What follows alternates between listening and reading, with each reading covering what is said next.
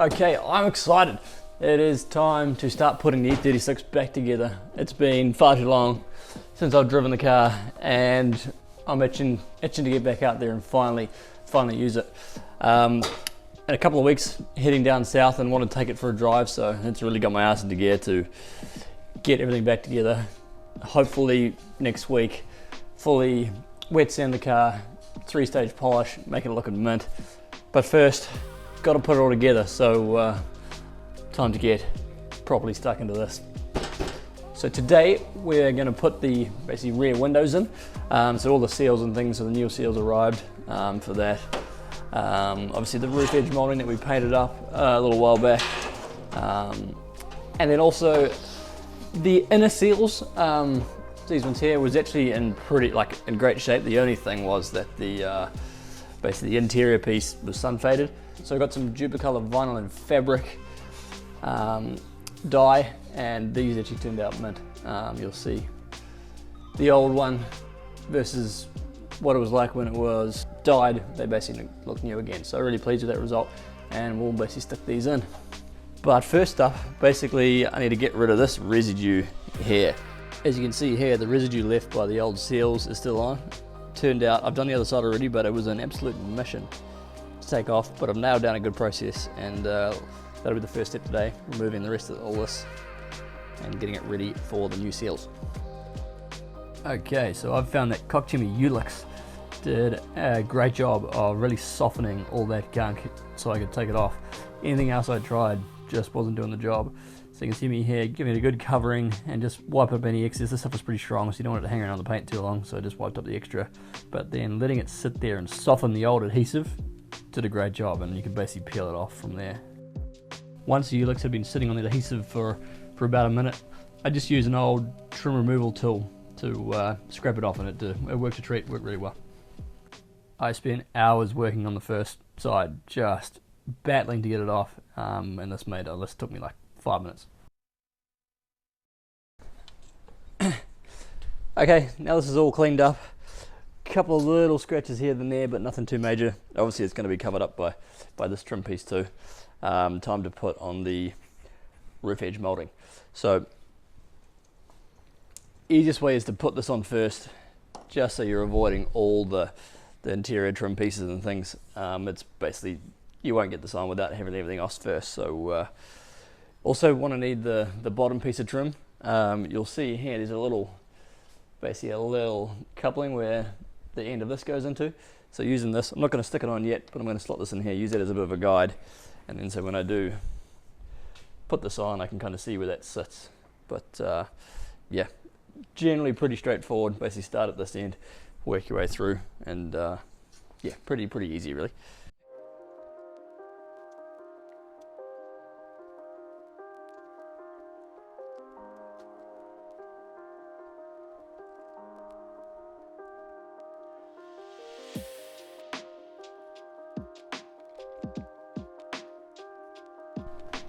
Okay, now we want to put this bottom piece of trim on. So it's basically got 3M tape all down the bottom side of it. So peel that off, and then again we can see this piece in here that's just going to match up with the bottom of the roof edge molding, like so. I like starting with that piece. You want to make sure it's up tight against it, because if you do stick out this side, if you don't basically have it enough to the right, it's going to want to basically stick out here, and then you won't be able to, then it's going to basically touch and play with the door hinge. So we basically want it as close to this end as possible, getting it in nice and straight.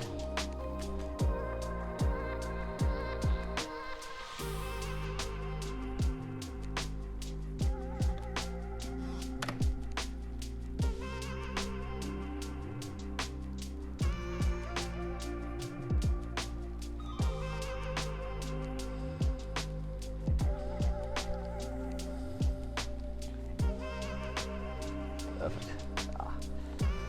This trim is so much better than the old one. So good. Awesome. Now, our next piece is this one here. This is the one that basically dries up and degrades really quick. So this one, if you remember, this was basically dust when I pulled this out. But this one's pretty simple. It just slots in here, just in between. Basically, you'll have two pieces of metal that come out.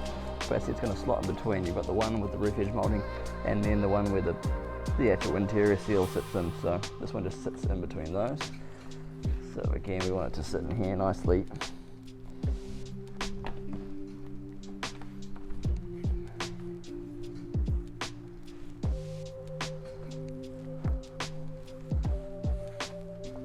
And finally, the inner trim. You can see here, again, it's been dyed, it's nice and black now. It actually looks really good, I'm super impressed.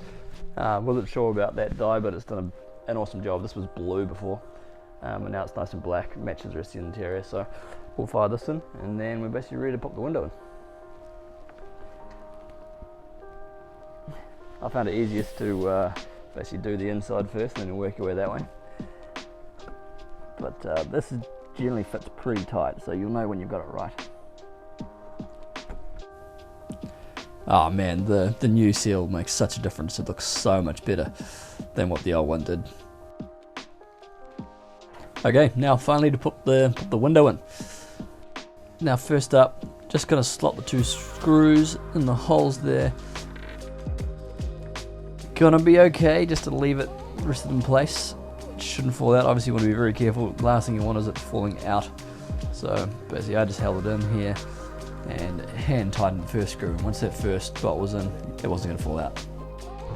Okay, now that one nut is in there hand tight, we'll put the other one in down the bottom. Again, just be careful, you don't want to drop this down underneath. There is nothing worse. So we'll just make sure that doesn't fall off. Put them hand tight and then we'll tighten them up.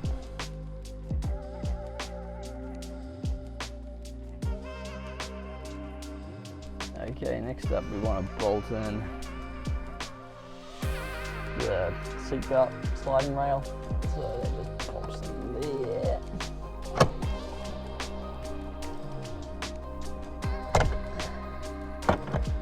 Into there. Again, you don't want to drop these guys.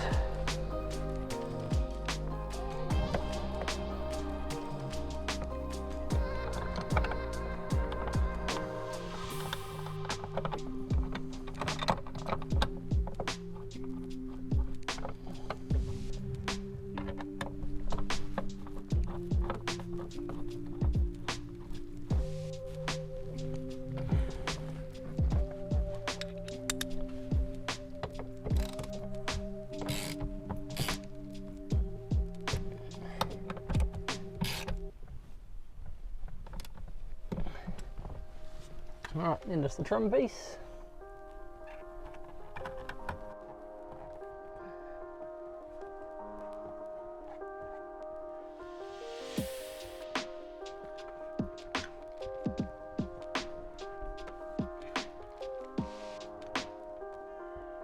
Okay, now that's all squared away. Basically put on our seatbelt.